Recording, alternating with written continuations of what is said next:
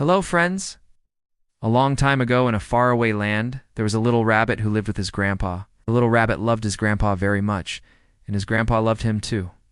Every evening before going to bed, Grandpa would tell the little rabbit stories about brave rabbits who lived in faraway lands, rabbits who went on adventures and had all kinds of exciting experiences. And after hearing these stories, the little rabbit would say, "Oh, I wish I could have an adventure of my own." One day, the little rabbit was hopping around the house and he heard some strange noises coming from inside the wall. At first, he thought it was just the wind, but then he stopped and listened more closely. The noises were definitely coming from inside the wall. So he went to his grandpa and told him what he'd heard. Said Grandpa, stroking his whiskers. "Well, that doesn't sound good. You better go investigate." So the little rabbit went back to the wall and started to dig a hole in it. It wasn't easy, and his paws got pretty sore from digging. But finally, he made the hole big enough to squeeze through. And on the other side, he found a dark, narrow tunnel. The little rabbit hesitated. He didn't want to go through the tunnel, but then he thought, this is my chance to have an adventure like the rabbits in Grandpa's stories. So he took a deep breath and hopped into the tunnel. It was dark inside the tunnel, so the little rabbit pulled out a carrot. He'd been saving for dinner and used it as a flashlight. As he moved through the tunnel, he started to hear strange sounds. There were squeaks and scratches and even some singing.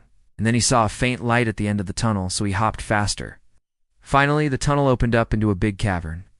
And when the little rabbit looked around, he couldn't believe his eyes. All around the walls of the cavern were hundreds and hundreds of rabbits. They were playing games, running around, and even having a fight over a juicy carrot. The little rabbit cleared his throat and said, "Hello, everyone. My name is Rabbit's Name, and I live in the burrow beyond the wall." "Well, hello, Rabbit's Name," said one of the rabbits. "Welcome to our secret clubhouse. We're so glad you found it." "You found my secret clubhouse?" said another rabbit angrily. "How did you know about this place? Did someone tell you?" "No, I just dug through the wall," said the little rabbit. All the rabbits gasped.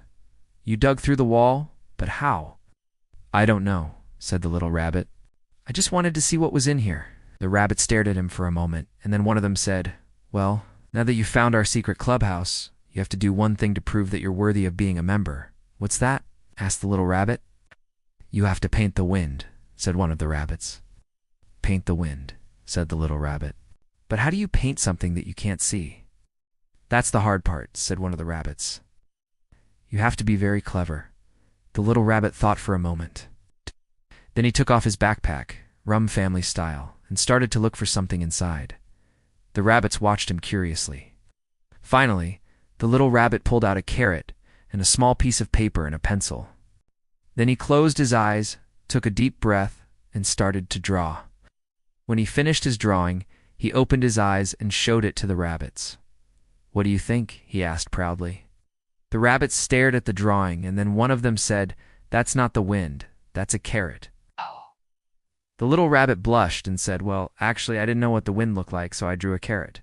The rabbits burst out laughing, and the little rabbit joined in.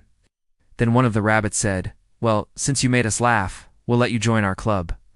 Welcome to the Whimsical Wind Painting Club." And that S, how the little rabbit who lived in a burrow became the friend of all the rabbits who lived in the Whimsical Wind Painting Club. And every night before going to bed, he would tell his grandpa about his new friends and the amazing things they did together. His grandpa would just smile and say, "That's my boy."